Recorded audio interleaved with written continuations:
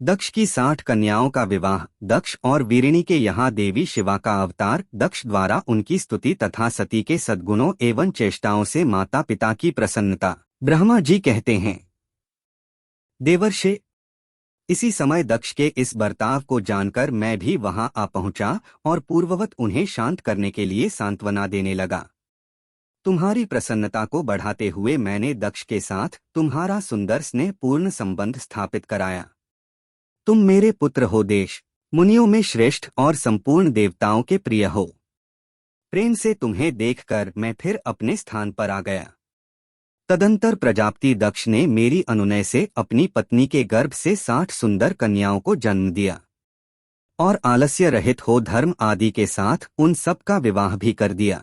मुनीश्वर, मैं उसी प्रसंग को बड़े प्रेम से कह रहा हूं, सो सुनो। मुने, दक्ष ने अपने 10 कन्याएं विधि पूर्वक धर्म को ब्याह दी। 13 कन्या कश्यप मुनि को दे दी। 27 कन्याओं का विवाह चंद्रमा के साथ कर दिया। भूत, बहुपुत्र, अंगिरा तथा कृशाश्व को उन्होंने 2-2 कन्याएं दी और शेष 4 कन्याओं का विवाह है उन्होंने ताक्षर, अरिष्टनेमी के साथ कर दिया। इन सब की संतान परंपराओं से तीनों लोक भरे पड़े हैं। विस्तार भय से उनका वर्णन नहीं किया जाता। कुछ लोग शिवा या सती को दक्ष की ज्येष्ठ पुत्री बताते हैं, दूसरे लोग उन्हें मझली पुत्री कहते हैं तथा कुछ लोग सबसे छोटी पुत्री मानते हैं। कल्प भेद से यह तीनों मत ठीक है। पुत्र और पुत्रियों की उत्पत्ति के पश्चात प्रजापति दक्ष ने बड़े प्रेम से मन ही मन जगदम्बिका का ध्यान किया। साथ ही गदगद वाणी से प्रेम पूर्वक उनकी स्तुति भी की। बारंबार अंजलि बांध नमस्कार करके वे विनीत भाव से देवी को मस्तक झुकाते थे। देवी शिवा संतुष्ट हुई और अपने प्रण की पूर्ति के लिए मन ही मन यह विचार किया कि अब मैं वीरिणी के गर्भ से अवतार लूं। ऐसा विचार करके जगदम्बिका दक्ष के हृदय में निवास करने लगी। मुनि श्रेष्ठ, उस समय दक्ष की बड़ी शोभा होने लगी। फिर उत्तम मुहूर्त देखकर दक्ष ने अपनी पत्नी में प्रसन्नता पूर्वक गर्भाधान किया। फिर दयालु शिवा दक्ष पत्नी के चित्त में निवास करने लगी। उनमें गर्भधारण के सभी चिन्ह प्रकट हो गए। तात उस अवस्था में वीरिणी की शोभा बढ़ गई और चित्त में अधिक हर्ष हो गया। भगवती शिवा के निवास के प्रभाव से वीरिणी महामंगल रूपिणी हो गई। दक्ष ने अपने कुल संप्रदाय, वेद ज्ञान और हार्दिक उत्साह के अनुसार प्रसन्नता पूर्वक पुंसवन आदि संस्कार संबंधी श्रेष्ठ क्रियाएं संपन्न की। उन कर्मों के अनुष्ठान के समय महान उत्सव हुआ। प्रजापति ने ब्राह्मणों को अपनी इच्छा के अनुसार धन दिया। इस अवसर पर वीरिणी में देवी का निवास हुआ जानकर श्री विष्णु आदि सब देवताओं को बड़ी प्रसन्नता हुई। उन सब ने वहां आकर जगदम्बा का स्तवन किया और समस्त लोगों का उपकार करने वाली देवी शिवा को बारंबार प्रणाम किया। वे सब देवता प्रसन्न चित्त हो दक्ष प्रजापति तथा वीरिणी की भूरी भूरी प्रशंसा करके अपने स्थान को लौट गए। नारद, जब 9 महीने बीत गए तब लौकिक गति का निर्वाह कराकर 10वें महीने के पूर्ण होने पर चंद्रमा आदि ग्रहों व ताराओं की अनुकूलता से युक्त सुखद मुहूर्त में देवी शिवा शीघ्र ही अपनी माता के सामने प्रकट हुई। उनकी अवतार लेते ही प्रजापति दक्ष बड़े प्रसन्न हुए और महान तेज से देदीप्यमान देवी को देख उनके मन में यह विश्वास हो गया कि साक्षात वे शिवा देवी मेरी पुत्री के रूप में प्रकट हुई हैं। उस समय आकाश में फूलों की वर्षा होने लगी और मेघ जल बरसाने लगे। मुनेश्वर, शिवा के जन्म लेते ही संपूर्ण दिशा में तत्काल शांति छा गई। देवता आकाश में खड़े हो मांगलिक बाजे बजाने लगे। अग्निशालाओं की बुझी हुई अग्नि सहसा प्रज्वलित हो उठी और सब कुछ परम मंगलमय हो गया।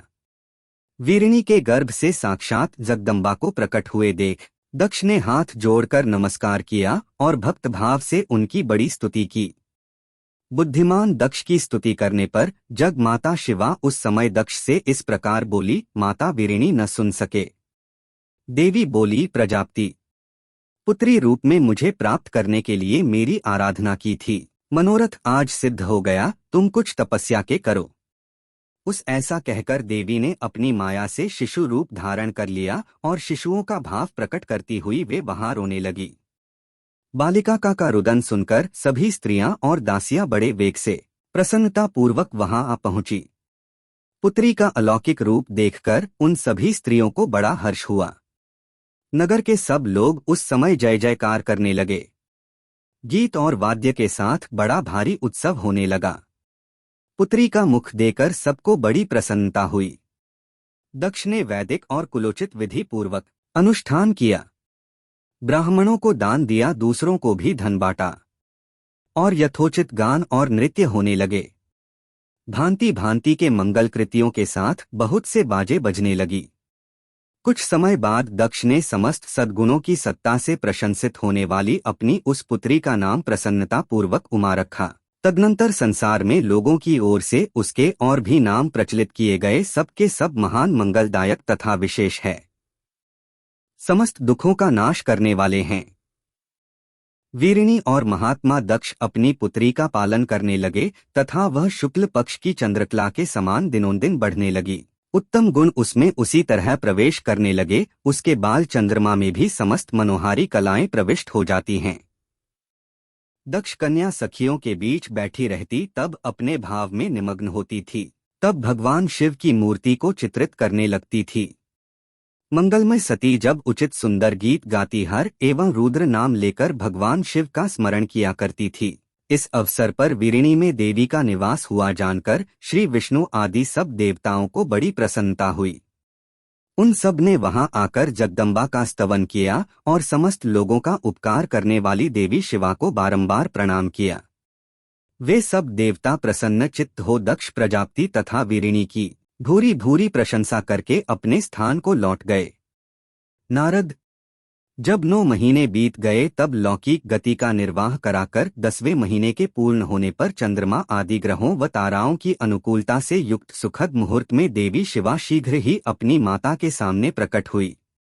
उनकी अवतार लेते ही प्रजापति दक्ष बड़े प्रसन्न हुए और महान तेज से देदीप्यमान देवी को देख उनके मन में यह विश्वास हो गया कि साक्षात वे शिवा देवी मेरी पुत्री के रूप में प्रकट हुई हैं।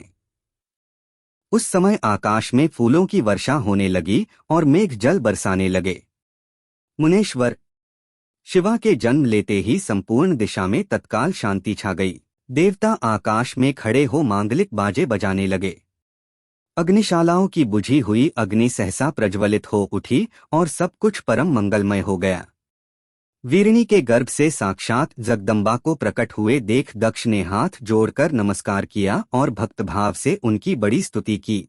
बुद्धिमान दक्ष की स्तुति करने पर जग माता शिवा उस समय दक्ष से इस प्रकार बोली, माता वीरिणी न सुन सके। देवी बोली, प्रजापति, पुत्री रूप में मुझे प्राप्त करने के लिए मेरी आराधना की थी, मनोरथ आज सिद्ध हो गया, तुम कुछ तपस्या के करो। उस ऐसा कहकर देवी ने अपनी माया से शिशु रूप धारण कर लिया और शिशुओं का भाव प्रकट करती हुई वे वहां रोने लगी।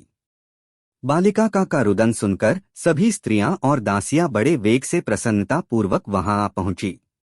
पुत्री का अलौकिक रूप देखकर उन सभी स्त्रियों को बड़ा हर्ष हुआ। नगर के सब लोग उस समय जय जयकार करने लगे। गीत और वाद्य के साथ बड़ा भारी उत्सव होने लगा। पुत्री का मुख देकर सबको बड़ी प्रसन्नता हुई।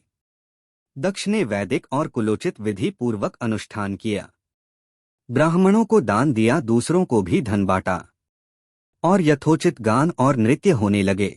भांति भांति के मंगल कृत्यों के साथ बहुत से बाजे बजने लगी। कुछ समय बाद दक्ष ने समस्त सद्गुणों की सत्ता से प्रशंसित होने वाली अपनी उस पुत्री का नाम प्रसन्नता पूर्वक उमा रखा। तदनंतर संसार में लोगों की ओर से उसके और भी नाम प्रचलित किए गए, सबके सब महान मंगलदायक तथा विशेष है, समस्त दुखों का नाश करने वाले हैं। वीरिणी और महात्मा दक्ष अपनी पुत्री का पालन करने लगे तथा वह शुक्ल पक्ष की चंद्रकला के समान दिनोंदिन बढ़ने लगी।